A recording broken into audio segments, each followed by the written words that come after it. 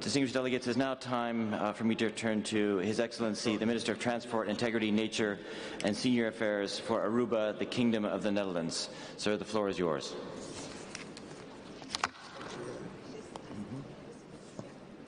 Thank you, Mr. Teleki, for the opportunity to say a few words as a small island nation. It is an honor for Aruba to participate as part of the Kingdom of the Netherlands. Aruba, as a small island development state, is also a large ocean country. All activities, both in water and on land, impact our seas, either directly or indirectly, from source to sea.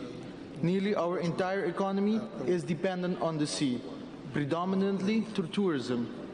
The sea is also our only freshwater source through desalination. For us, there is a dire need to ensure we build and safeguard a sustainable blue economy. Aruba has secured more marine conservation by introducing a list of locally protected species in 2017 and a marine park in 2018 comprising of 4 multi-use marine protected areas. And this has been further expanded with a large majority of our mangrove and wetland areas in 2020. We have reduced some sources of pollution by introducing a plastic bag ban. And since 2017, we have prevented close to 120 million single-use plastic bags from entering our oceans. We followed up in 2020 with a ban on higher litter single-use plastics.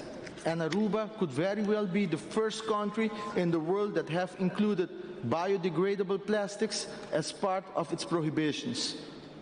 Aruba's report on economics of ecosystems and biodiversity valued our nature to almost 9% contribution to our economy, making this natural capital our 5th largest industry. For our economy and human well-being, it is essential to conserve this natural resource.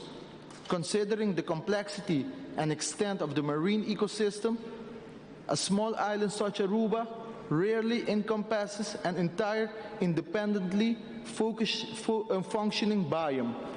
To enhance and include the connectivity and biodiversity of ecosystem, Aruba is committed to expanding the marine park to an island-round marine protected area and legally introducing the rights of nature. This allows the safeguarding of ecosystem services of the terrestrial and marine natural resources that we all, future generations, and are highly dependent on. Through sustainable management, our marine and coastal ecosystem threats such as unsustainable exploitation, invasive species, and the many sources of pollution will be mitigated. Applying regional and international best practices for the conservation of mangroves, seagrass beds, and coral reefs will enhance our biodiversity and our climate resilience, supported by Aruba's National Climate Resilience Council and its action plan. We are here to learn from others, enhance our expertise, and broaden our partnerships. But we are also here proud to share our story as we support the Kingdom and the Netherlands in advocating for a holistic, collaborative, and result-oriented source-to-sea approach. Thank you, or as we say in our native language, Papamiento, Masha Danki.